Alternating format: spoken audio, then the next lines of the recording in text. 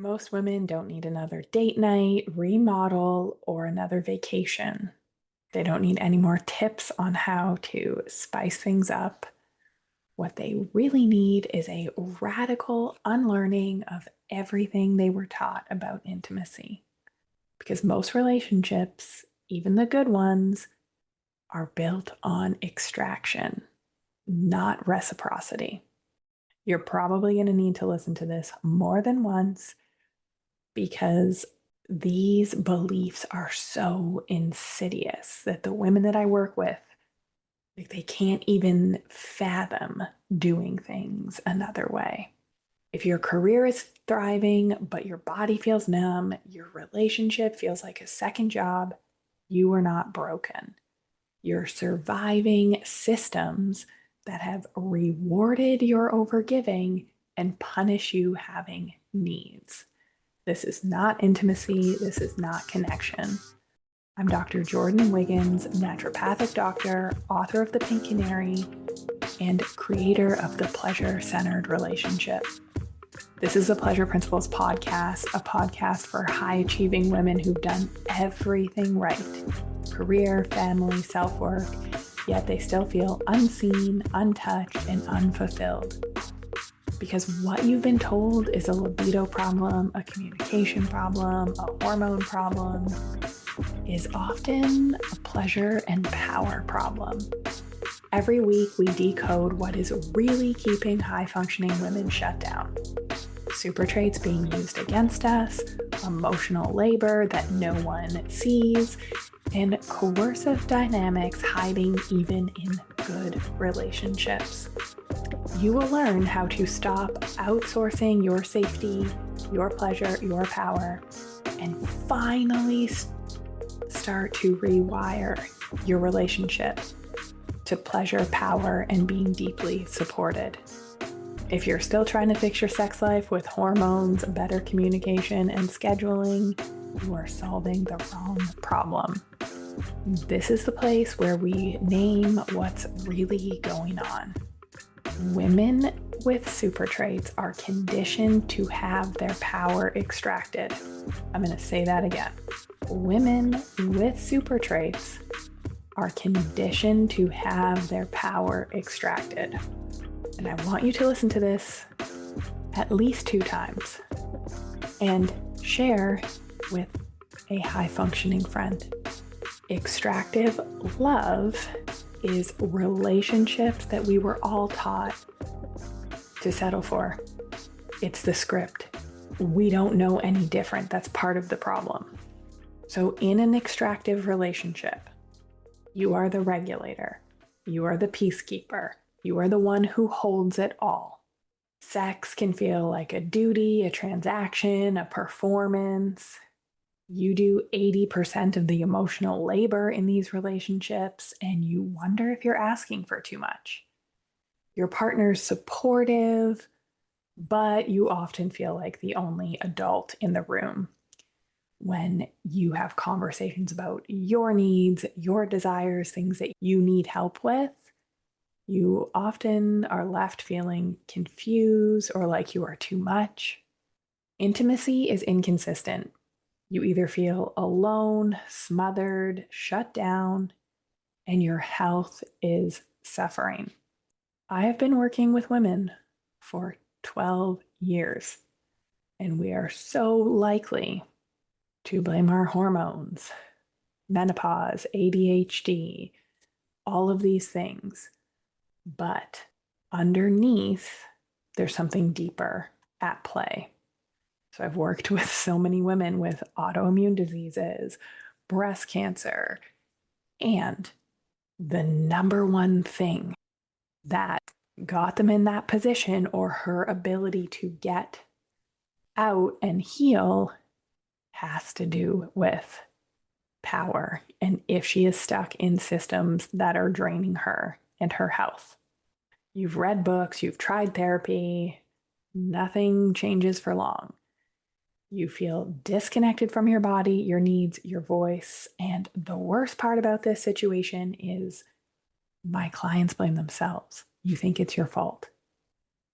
And this is why so many high achieving women feel invisible inside their own relationship, or they feel like it's not even worth having one because they lose themselves in relationship. As a high achiever, as a woman leader, your super traits get in the way. And here's the real reason why you haven't been able to create a pleasure centered relationship on your own. It's because of your super traits, okay? You've been rewarded your whole life for self sacrificing.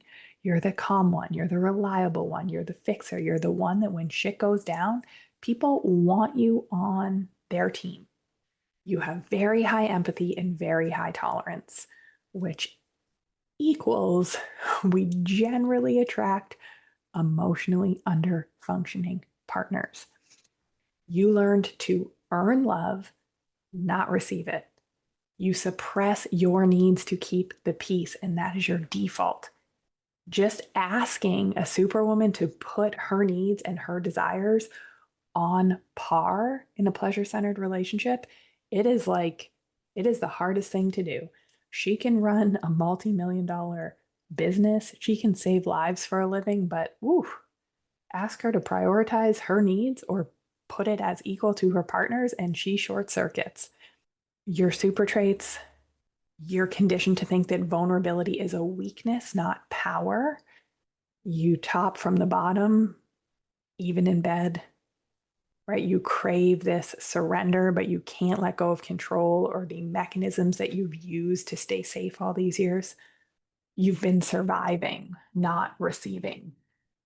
As a superwoman, you don't have the ability. You short circuit when you try and change these dynamics. You can blame it on attachment styles. You can blame it on love language. You can blame it on hormones. And that's going to keep you stuck in the same toxic loops where things seem to change for a little bit and then they slide back. This is what I teach on the pleasure path. So, for example, a client stuck at stage 2, pleasure beliefs. Okay, she does not think that her need for pleasurable sex is as important as her partner's. Okay, so this can look like having sex with your husband when he's drunk, tolerating his cold shoulder when you ask for your emotional needs to be met. We are so stuck.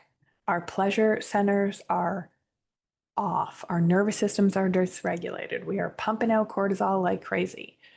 We're thinking 10 steps ahead. We worry about everyone's needs before our own. Like, this is our default. Go, fix, achieve. That's our default. But a pleasure centered relationship is what you were always meant for. This is the after, this is the connection that you didn't know was possible, or this part of you knew it was possible, but you didn't know how to get there. In a pleasure centered relationship, this is a relationship where mutual joy, mutual emotional safety, mutual erotic connection are prioritized, not logistics, responsibilities, or appearances. And I want you to think about that because I got a little tingle reading that definition for you. And this is something that I have created with the help of my clients and my patients over the last 12 years. A relationship where mutual joy, emotional safety, and erotic connection are prioritized, not logistics, not responsibilities, not appearances. So, in a pleasure, let's unpack this a little bit, okay? Because we didn't know this exists, and you sure as hell are not in the place to receive it. But I want to show you where we get to at the end of the pleasure path. The pleasure centered relationship, that is the goal. Pleasure is mutual, not just in sex, but emotional connection, presence, affection, care. You are not the sole regulator of the relationship. Your partner meets you. So if you have a bad day or you snap because you've been carrying too much, you're not demonized for it. You get to be a human. You don't have to be perfect all the time. Your nervous system feels safe, not scrambled. Sex is nourishing, not obligatory. Your emotions are valid, and so are your partners, right? Like, this is pleasure centered relationships are mutual. What's good for one is good for the other. So our emotions are valid. We are not told we're too much. We're not told our standards are too high. You no longer feel like the overfunctioning parent of a grown adult. The mental load is shared, the power is balanced. There is space for you to turn on. There is space for your ambition, your softness, your boundaries. You can go from CEO by day to seductress that softens, that is pursued, that is thrown on the bed at night. And you are in the position to receive love and affection, to have multiple orgasms. This is what becomes possible on the pleasure path. A relationship where you do not have to disappear to keep the peace. So I'm going to give you an example because pleasure centered means in all areas. I have a client that since she has been doing this work, she has tripled her revenue, doubled her number of employees. So business is just, it's going insane in a good way. And she's loving it. She's also backed out of the business a lot, stopped micromanaging, controlling, allowing others to take care of their roles. We've done pleasure aligned hires, and she had a chance to do another big expansion. And the questions that we were asking and what we were filtering this through the lens of, is this pleasure centered? What will this do to her marriage, to her desire to be emotionally, physically met? Is adding on this layer of complexity to the business going to work against what she's trying to do in her relationship? So it's not about, oh, what should we do? What will look good from the outside? But it's about what is going to be the most fulfilling. Oh, and she works with her husband. Half of my clients work with their spouse. So for her, she has this desire to slow down, to soften, and her partner doesn't. He's still stuck in overwhelm, the hunt, not wanting to slow down, avoiding his healing, his trauma work.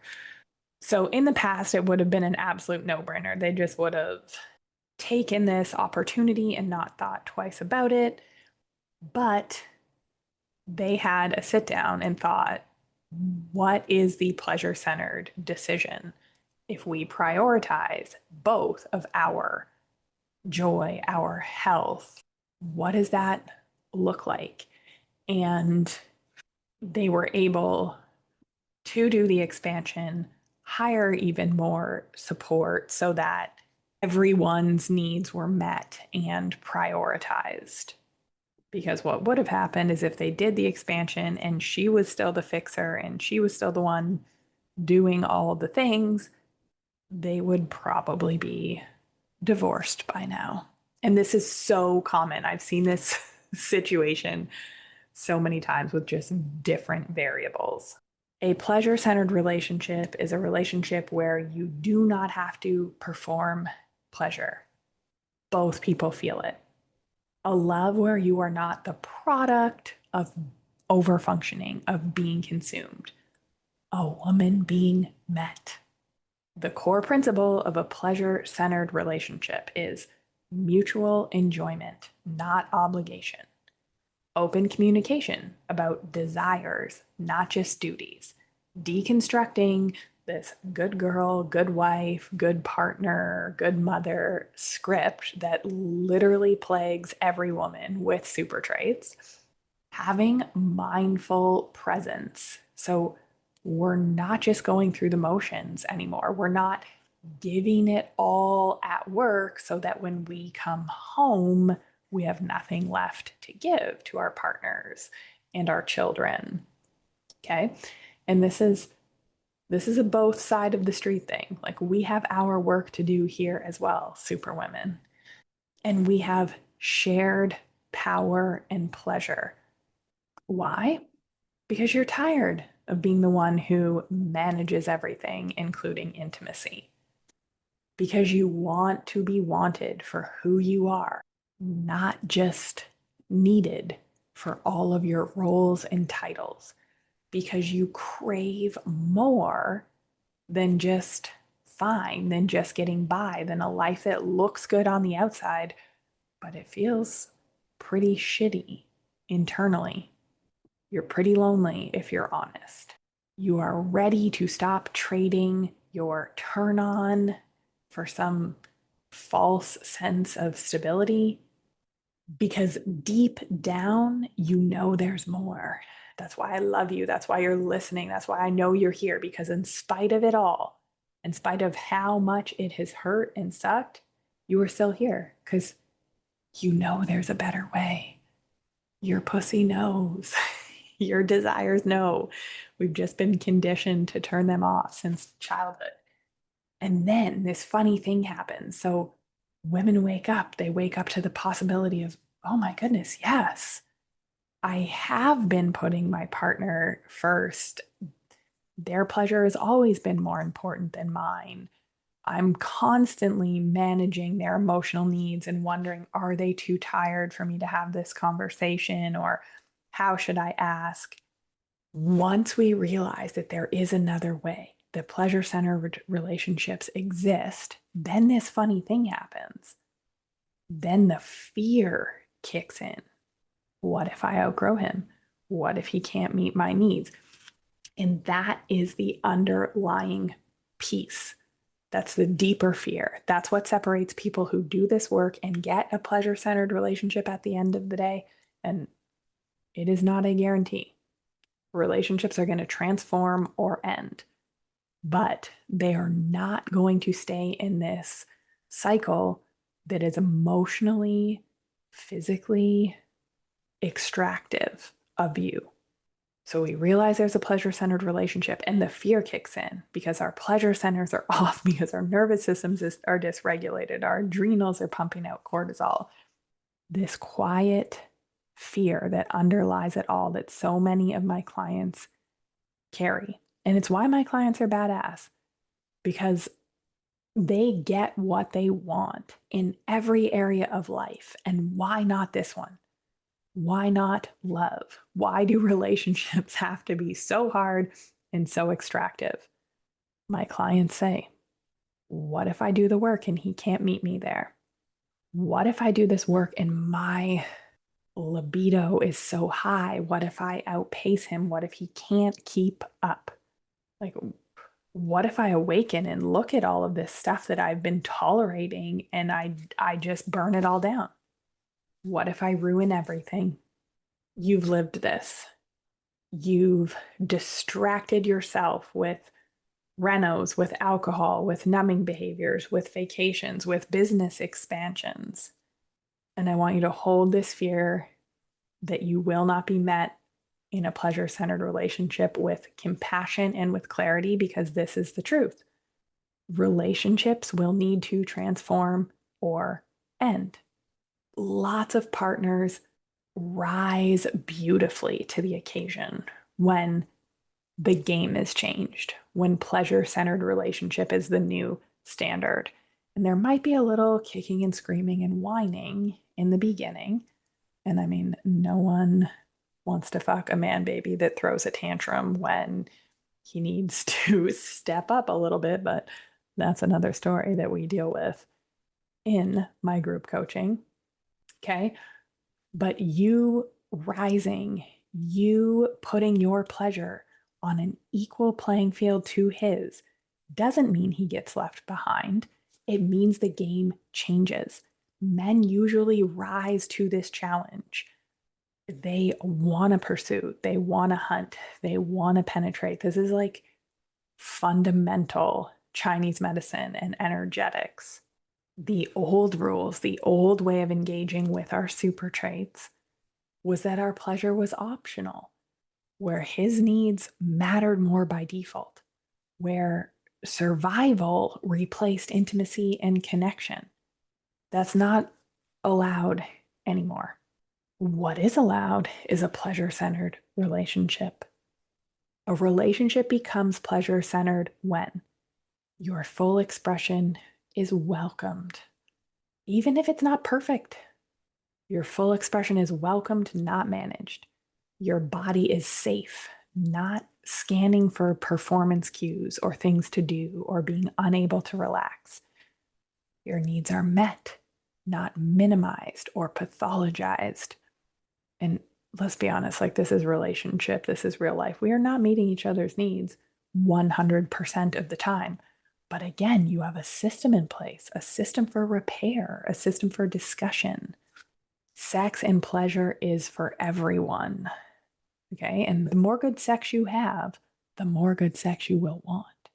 The invisible labor stops being invisible. You have language, you have tools, you have powers to name and shift the dynamic. This isn't fluffy, this is foundational. It's not about you having power over somebody else, okay? Because we know what this relationship looks like when it's one sided, and we've given our power and pleasure away to someone else. So it's not about us having more power or power over our partners. It's about mutual, it's about pleasure centered, it's about it being enjoyable and fun and fucking amazing for everyone involved and everyone in the family system. So, the shift that I need you to make, this work isn't about being sexier or more feminine. It's about reclaiming your erotic power. It's about rewiring your relationship to pleasure. It is about understanding the inherent coercive and power dynamics that have been handed down to us for generations. It's about naming them and calling them out. And one of the most amazing things is that oftentimes when we do, our partner goes, oh, yeah.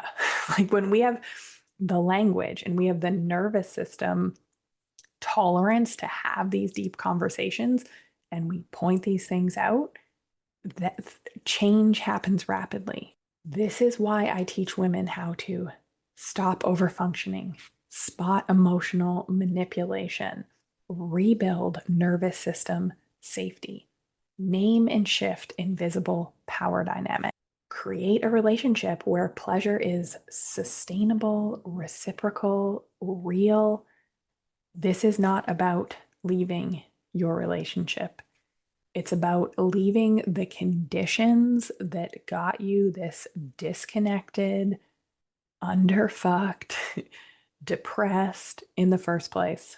A pleasure centered relationship is not a fantasy, it is your nervous system's baseline when you stop functioning in survival. It is better for you. It is better for your partner. It is better for everyone in your family system and even your work performance. I want you to head to the show notes. Take the pleasure path assessment. You will see where you are on the pleasure path, what your super traits are, what your erotic shutdown style is. This is the next step. And if you were like, oh my goodness, I am ready. She is speaking exactly to me. I need these tools and I need them now. Head to the show notes and apply for my fall private coaching. I'm opening 2 spots. Fill out an application. We are going to get on a call and chat about whether this is a fit, what your next steps are, what you can expect to see in the 3 months that we work together. So take an action. Take a step towards a pleasure-centered relationship today. And I want to leave you with some reflection questions. What would you change in your relationship if pleasure was your compass instead of duty, instead of roles? And I mean like CEO, mother, wife. Number 2, where are you still overfunctioning instead of allowing yourself to receive? Number 3, do you know anyone in a pleasure-centered relationship? If so, what do you admire about them? Small side note, I have started every group coaching for the past year or two asking if anyone on the call knows or has an example of a couple with a pleasure-centered relationship, and literally no one can answer. They don't have an example of a relationship that they admire, which is like, this is why we need a new script. We need a different way of doing things. Number 4, what's one old rule about being a good partner that you are ready to retire? Send me a DM on Instagram at Dr. Jordan Wiggins. I would love to hear your answers or any light bulb moments that you have from answering these questions.